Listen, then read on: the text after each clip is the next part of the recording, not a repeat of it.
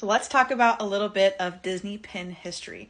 We're going to start with the 2002 cast lanyard pins. Now remember, these pins were only available to trade with cast members. This is before the hidden mystery pouches came out for the hidden Mickey and hidden Disney pins that we see today.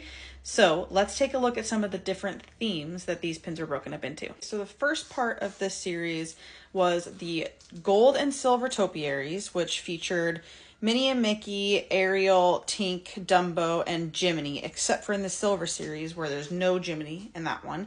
And then the formal series here, which features the Sensational Six dressed up in like black tie attire.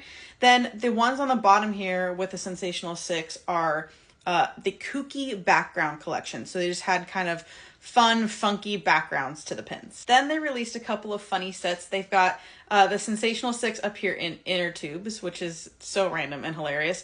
And then they have these Disney fun sayings pin. So like the Evil Queen says, mirror image, Pan says, Pan the man. So those are pretty cute. And then they have the Golden Castle series. So they have a handful of castles from different princesses in just plain gold. So this next set that they had in 2002, the top ones are kind of random. You can see there's 3 of the Disney Heroes pins. Then there's just a couple of random Mickey and Minnie pins that went along with that, I guess. And then they have these USA pins here with the Sensational Six as well.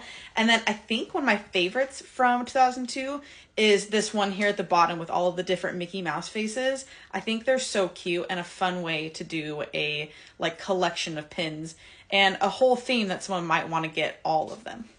Next, for the 2002 cast lanyard series, we have the Disney characters in sunglasses.